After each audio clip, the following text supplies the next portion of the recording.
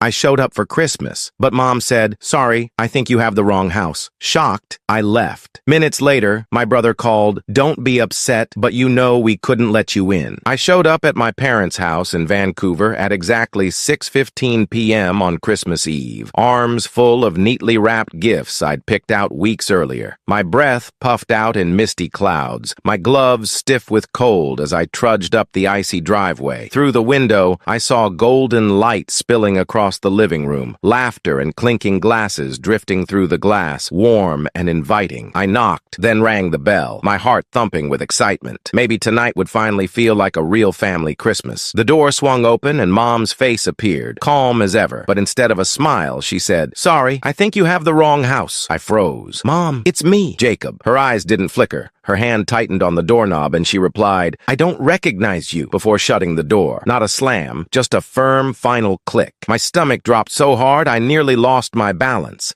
I knocked again, harder this time, my fingers stinging from the cold, but there was no answer, only the muffled sound of a Christmas song and Ethan's laugh echoing through the walls. I stumbled back toward my car, the gift bags cutting into my hands, my chest caving in, when my phone buzzed. It was my brother Ethan. I answered with a shaky voice. "What the hell just happened? Don't be upset," he said quickly, his tone pity mixed with irritation. "But you know we couldn't let you in." "What do you mean you couldn't let me in?" I whispered, still staring at the glowing windows. "It's complicated," he muttered, before I heard him muffled in the background say, "He still thinks paying rent means he automatically gets included." He forgot to hang up. My chest burned, my arms went limp, and the gifts slid into the snow. Last year, when Dad was behind on the mortgage, I paid $3,000 to stop foreclosure. When Mom needed emergency dental surgery, it was my card they swiped. When Ethan took time off from work to find himself, I covered his rent for 7 months. I had been their safety net, their invisible lifeline, and they locked me out. I pulled out my phone, my hands shaking, and opened my banking app. Click. The automatic transfer that covered their rent canceled. Click. The joint emergency account Mom used closed. Click. The gas card Ethan relied on blocked. Each action was a door slamming shut. By the time I drove away, my phone buzzed nonstop. Mom, Dad, Ethan, even my aunt. But I didn't answer. By morning, I had 61 missed calls. I wasn't always the outsider. At 16, I worked weekends at Starbucks just to buy groceries when Dad was between jobs. At 22,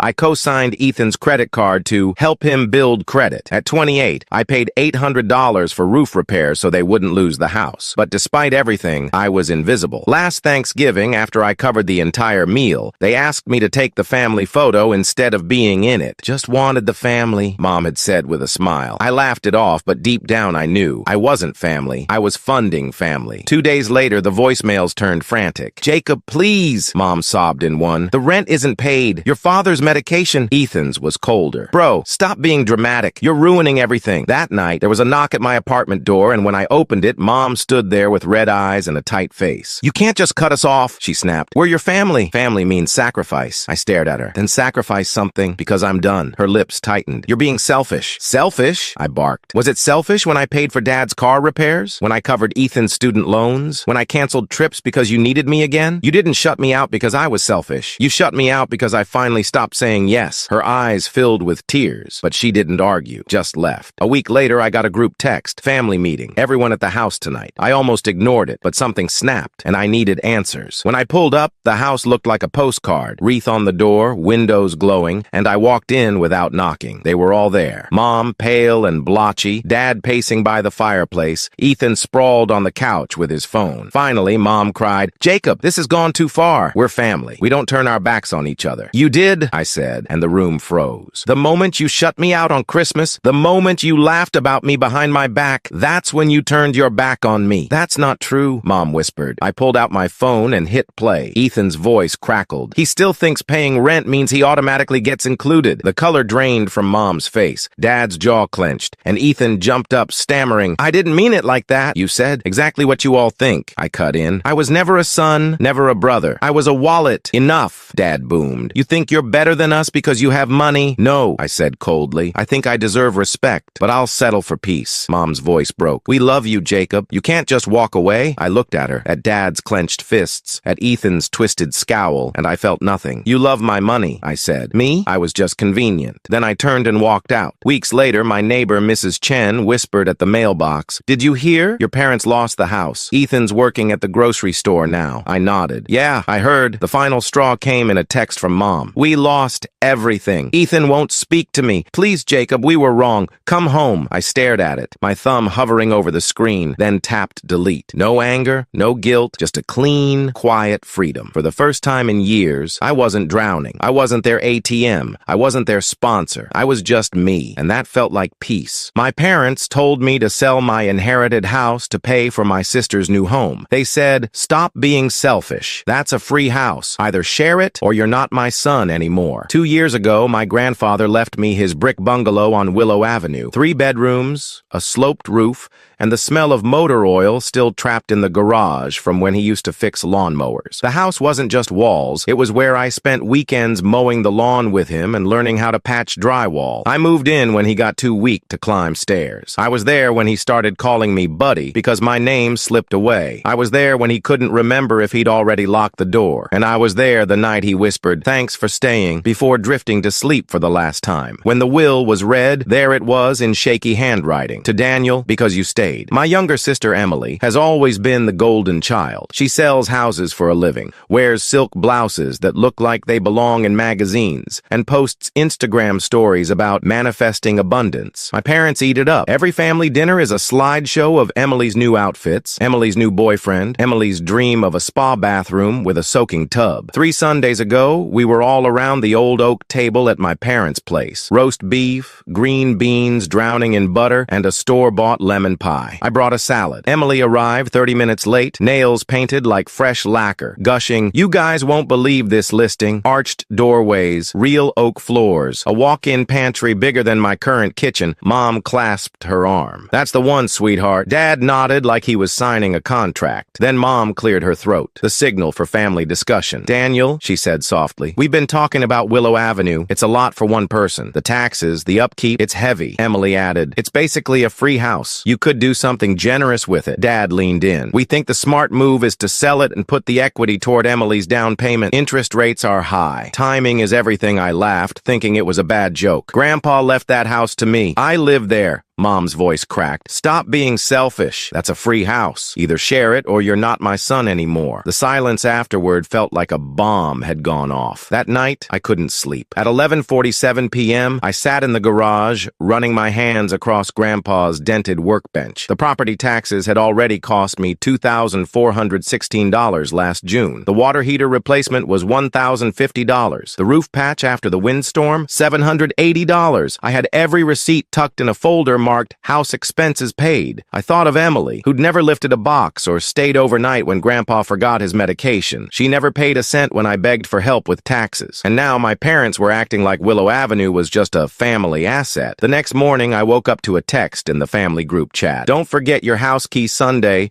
so the realtor can measure windows. 2 p.m. sharp." No question mark. No choice. Just a plan. Escalation started immediately. That Thursday, Mom showed up uninvited with blue painter's tape and marked spots on the trim. "Buyers notice the little things," she chirped. Saturday, Dad came by with a tape measure, walking the living room like it already belonged to Emily. Sunday morning, Emily waltzed in, phone in hand, saying, "When you sell, knock this wall down. You have to go open concept. I changed the locks that night." Mom stood on the porch, tears streaming. "How could you be so cruel? Houses are just boxes." But Willow Avenue wasn't just a box. It was the last place Grandpa remembered my name. I needed backup. I called Aunt Margaret, Grandpa's estranged sister. She'd been banned from family dinners years ago after clashing with Mom. We met at a greasy diner off Highway 33. She slid into the booth, ordered black coffee, and listened while I spilled everything. When I finished, she said, "Your mother hates the word no. Your father avoids conflict. And Emily? She thinks every wish is a need. What do you want?" I swallowed hard. "I want peace." "I don't want Willow Avenue turned into Emily's Instagram backdrop." She leaned in. "Then sell it to me. I've been saving. I want a yard, a garage, and freedom from landlords. I'll pay cash. Clean and simple." My hands shook. If I sell it to you, Mom will explode. Aunt Margaret smiled. She already doesn't speak to me. Let her keep not speaking, but from farther away, we closed on the sale that Thursday at 10 a.m. Clean paperwork, fair price, deed transferred. I packed only what mattered. Grandpa's pocket knife, his old coffee percolator, and a Polaroid of Mom at 22 laughing on that same porch. By Sunday at 1:55 p.m., I parked one house down. Mom's SUV pulled up behind a shiny Lexus with a top 1% realtor magnet.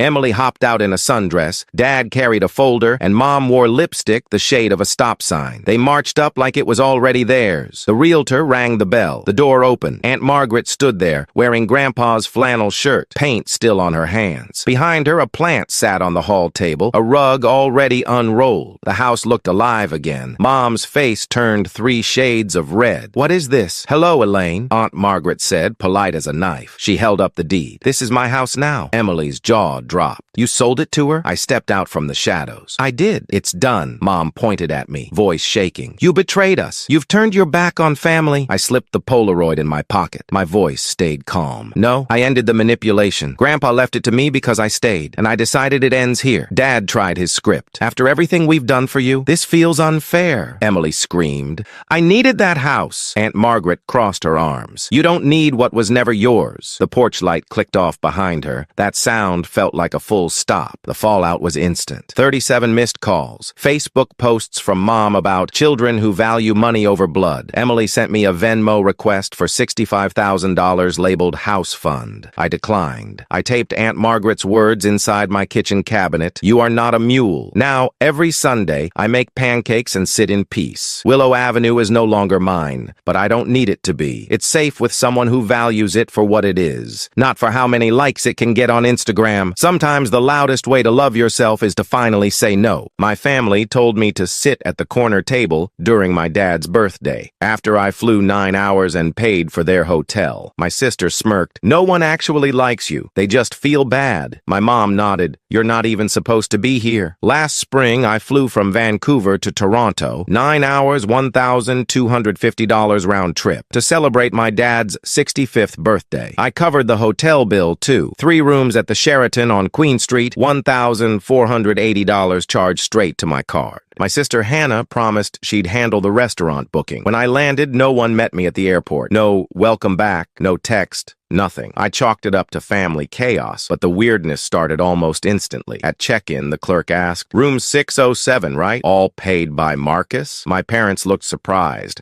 like it hadn't even occurred to them I was footing the bill. Still, I told myself it was Dad's birthday. Don't be petty. I dropped my bags and changed into a navy blazer. The dinner was at La Scala, a trendy Italian place downtown. I had confirmed the reservation myself weeks earlier after Hannah forgot to finalize it. 10 people. Private section. Prepaid deposit of $900. When I walked in, the hostess led me toward the back. Everyone was already seated at a long table under a chandelier. My sister raised her wine glass, smirked, and pointed to a single empty chair, shoved near the swinging kitchen door. "That's you," Hannah said. I laughed nervously. "That's the only seat?" Mom didn't blink. "Well, we didn't know if you were even coming. You didn't reply in the group chat for a few days." "I confirmed twice," I said, heat rising in my chest. Hannah leaned back with her glass of red. "Don't act surprised. No one actually likes you, Marcus. They just feel bad for you." The room went silent. Forks froze mid-air. Then Mom nodded, and said, "You're not even supposed to be here." The words hit harder than I expected. For years, I'd been the fixer, the one wiring money when Dad lost his job at 55, the one who co-signed Hannah's student loans for her teaching degree, the one covering the Airbnb in Niagara when our cousins wanted a family trip. And here I was, exiled to the corner seat. I swallowed hard, stood, and raised my glass. "I need 20 seconds, I said loudly enough that every table around us went quiet. Hannah rolled her eyes. "God, Marcus, don't make a scene." But I counted, out loud. 5 seconds. My cousin Liam slowly lowered his phone. 10. My uncle shifted in his seat, pale.